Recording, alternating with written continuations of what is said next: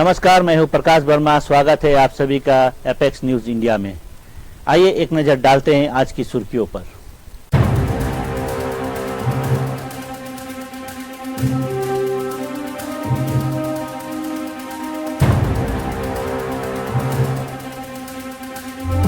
सीमा सुरक्षा बल बीएसएफ ने मेघालय में चल रही कांस्टेबल जनरल ड्यूटी भर्ती रैली के आवंटित बढ़ाकर 18 सितंबर तक कर दी है। यह निर्णय युवाओं की भारी और उत्साही भागीदारी को देखते हुए लिया गया है।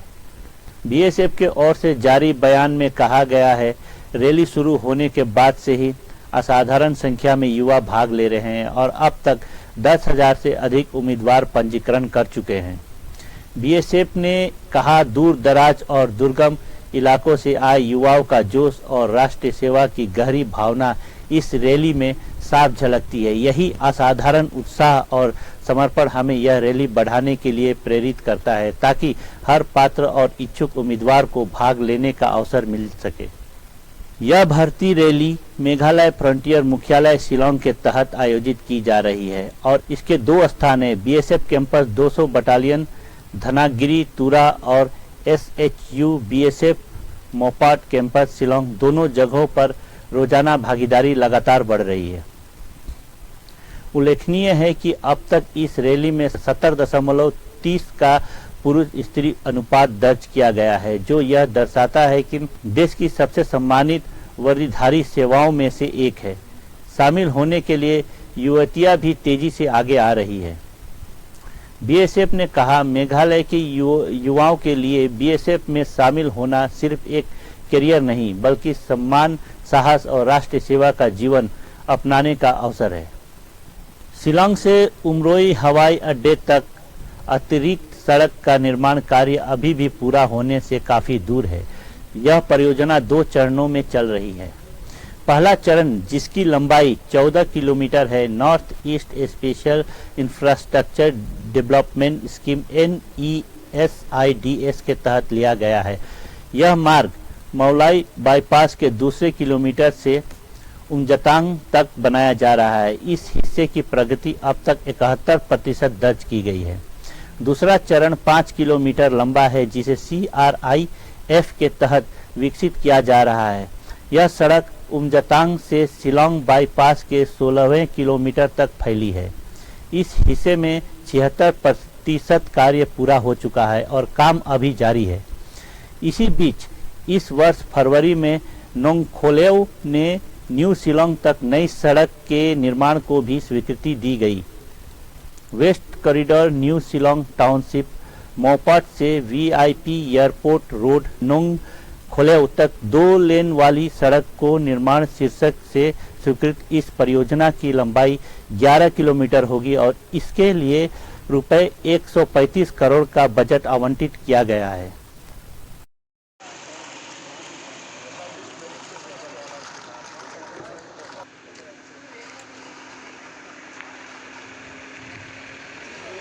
नेशनल पीपुल पार्टी NPP ने आज शिलांग स्थित अपने मुख्यालय में पार्टी के वरिष्ठ नेता और मेघालय के पूर्व मुख्यमंत्री दिवंगत डॉक्टर DD लापांग के निधन पर गहरा शोक व्यक्त किया।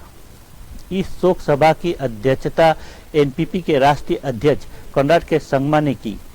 कार्यक्रम के दौरान दिवंगत आत्मा की शांति के लिए 2 मिनट का मौन रखा गया और परियोजनाओं व प्रियजनों को इस कठिन समय में शक्ति और सांत्वना प्रदान करने की प्रार्थना की गई।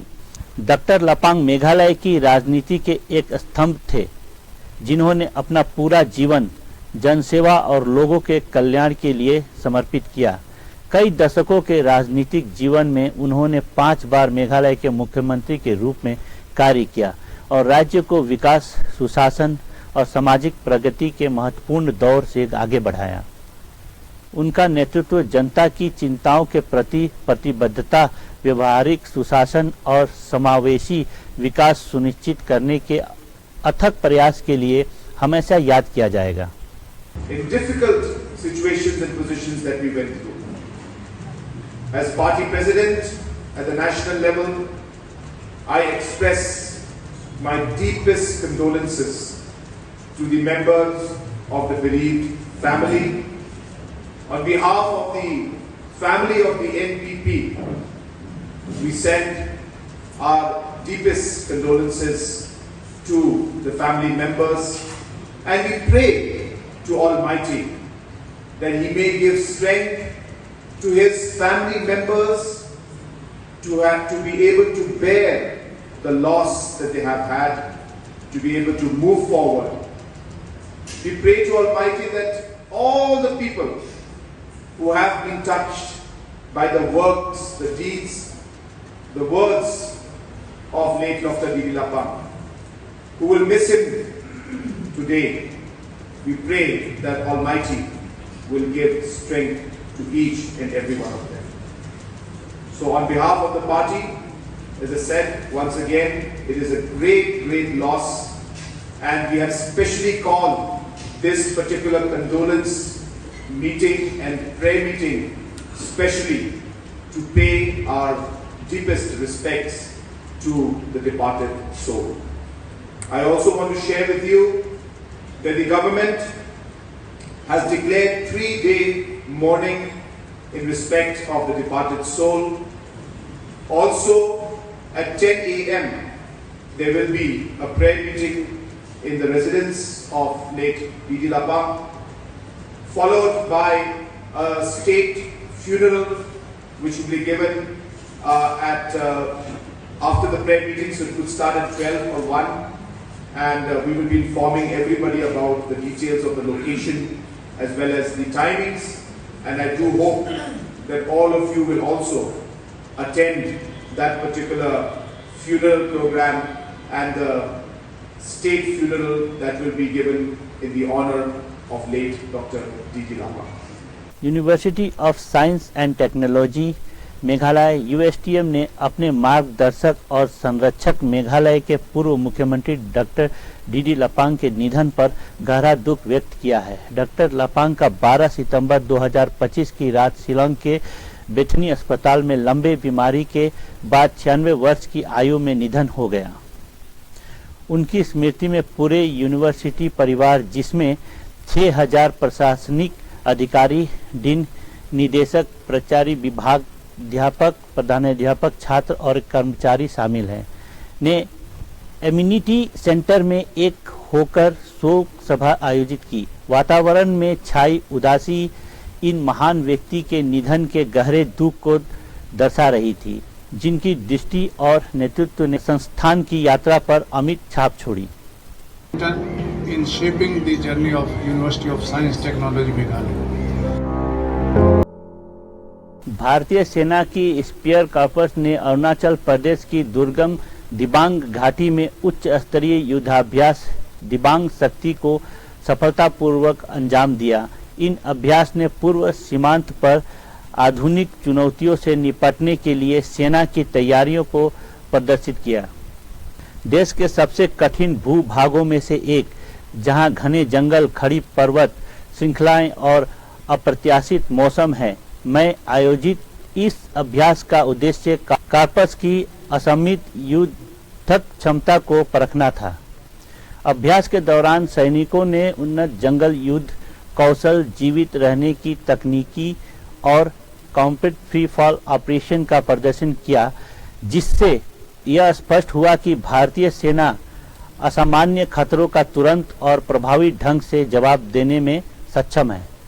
प्रधानमंत्री नरेंद्र मोदी ने रविवार 14 सितंबर को असम के दरांग में एक जनसभा को संबोधित करते हुए कांग्रेस पर जोरदार हमला बोला और भाजपा नेतृत्व वाली डबल इंजन सरकार की उपलब्धियों व भविष्य की दृष्टि को रेखांकित किया। कांग्रेस पर कटाक्ष करते हुए प्रधानमंत्री ने कहा, जब कामदार मेहनती, नामदार वंशवादी को हरा देते हैं और अगर कामदार दर्द में चीखता है तो वे उसे और ज्यादा सताते हैं। कहते हैं कि तुम्हें तो रोने का भी हक नहीं है। नामदार के सामने कामदार कैसे रो सकता है? भारत की जनता, संगीत प्रेमी, कला प्रेमी और भारत की आत्मा के लिए समर्पित लोग कांग्रेस से पूछे कि उन्होंने भूपेन्द्रता का अपमान क्यों किया। प्रधानमंत्री ने जोर देकर कहा कि असम की सांस्कृतिक धरोहर का सम्मान और संरक्षण करना तथा राज्य के विकास को तेज गति देना भाजपा सरकार की सर्वोच्च प्राथमिकता है। चुमोके दीमा जिले में नए भूसंकलन और तसी दुखू, जिसे पगला पहाड़ भी कहा जाता है, पर चट्टान खिसकने के खतरे के चलते राष्ट्रीय राजमार्ग 29 NH 29 पर यातायात पूरी तरह रोक दिया गया है। उपायुक्त पोलान जान द्वारा जारी परामर्श में कहा गया है कि चुमोके दीमा और कोहिमा के बीच सभी प्रकार के यातायात को अगली सूचना तक अन्य मार्ग पर मोड़ दिया जाएगा। प्रधानमंत्री नरेंद्र मोदी ने शनिवार को इम्फाल के कंगला किले के दौरे के दौरान मणिपुर के पहाड़ी और घाटी क्षेत्रों के लोगों के बीच विश्वास का मजबूत पुल बनाने की आवश्यकता पर बल दिया। जनसभा को संबोधित करते हुए प्रधानमंत्री ने कहा कि सुलह और विकास उनकी सरकार की शीर्ष प्राथमिकताएं हैं। खासकर वर्ष 2023 में हुई मैतेई घाटी और कुकी पहाड़ समुदायों के बीच जातीय हिंसा की पृष्ठभूमि में मोदी ने कहा, मणिपुर भारत माता के मुकुट को सुशोभित करने वाला रत्न है। किसी भी प्रकार की हिंसा निंदनीय है। यह न केवल दुर्भाग्यपूर्ण है बल्कि हमारी पूर्वजों और आने वाली पीढ़ियों के साथ गंभीर अन्याय भी है। हमें मिलकर मणिपुर को शांति और विकास की राह पर आगे ले जाना होगा। बीते 11 वर्षों में नॉर्थ ईस्ट में दशकों से चल रहे अनेक विवाद, अनेक संघर्ष समाप्त हुए हैं। लोगों ने शांति का रास्ता चुना है, विकास को प्राथमिकता दी है। मुझे संतोष है कि हाल ही में हिल्स और वैली में अलग अलग ग्रुप्स के साथ समझौतों के लिए बातचीत की शुरुआत हुई है। ये भारत सरकार के उन प्रयासों का हिस्सा है जिसमें संवाद, सम्मान और आपसी समझ को महत्व देते हुए शांति की स्थापना के लिए काम किया जा रहा है। मैं सभी संगठनों से अपील करूंगा कि शांति के रास्ते पर आगे बढ़कर अपने सपनों को पूरा करें, अपने बच्चों के भविष्य को सुनिश्चित करें। और मैं आज आपको वादा करता हूं, मैं आपके साथ हूं। ये क्षेत्र आशा और उम्मीद की भूमि है, लेकिन दुर्भाग्य से हिंसा ने इस शानदार इलाके को अपनी चपेट में ले लिया था। थोड़ी देर पहले मैं उन प्रभावित लोगों से मिला हूं जो कैंप्स में रह रहे हैं। उनसे बातचीत के बाद मैं कह सकता हूं कि उम्मीद और विश्वास की नई सुबह मणिपुर में दस्तक दे रही है। साथियों, किसी भी स्थान पर विकास के लिए शांति की स्थापना बहुत जरूरी है। नेपाल 5 दिनों तक चले हिंसक प्रदर्शन से धीरे धीरे उभर रहा है, जिनमें अब तक कम से कम 50 लोगों की मौत हो चुकी है और कई शहरों में भारी तबाही हुई है। प्रदर्शन शुरू में सरकारी दफ्तरों और अधोसंरचना को निशान बनाकर किए गए थे, लेकिन जल्द ही यह अशांति निजी कारोबार तक फैल गई। सबसे ज्यादा प्रभावित हुआ नेपाल का प्रमुख और लाभकारी कैसीनो उद्योग। विशेष रूप से भारत नेपाल सीमा के पास स्थित थनगढ़ी और कंचनपुर जैसे शहरों के कैसीनो, जहां मुख्य रूप से भारतीय पर्यटक और विदेशी नागरिक आते हैं, क्योंकि स्थानीय नेपाली नागरिकों को जुआ खेलने की अनुमति नहीं है, को तोड़ फोड़ा गया, लूटा गया।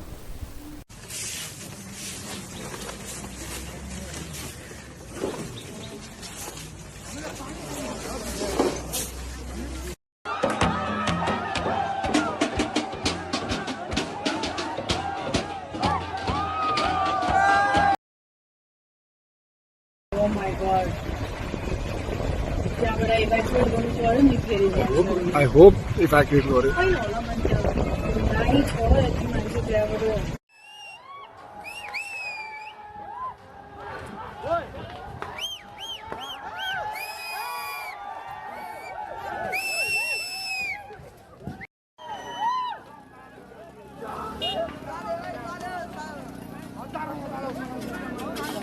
Meghalaya editors and publication association MEPA ने मेघालय के वरिष्ठ और सम्मानित राजनीतिक नेता तथा एसोसिएशन के संस्थापक अध्यक्ष डीडी लपांग के निधन पर गहरा दुख प्रकट किया।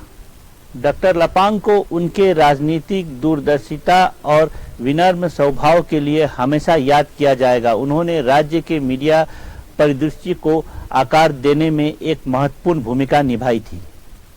इसी के साथ मैं प्रकाश वर्मा आप सभी से विदा लेता हूं। कल फिर मुलाकात होगी कुछ नई खबरों के साथ। तब तक के लिए नमस्कार।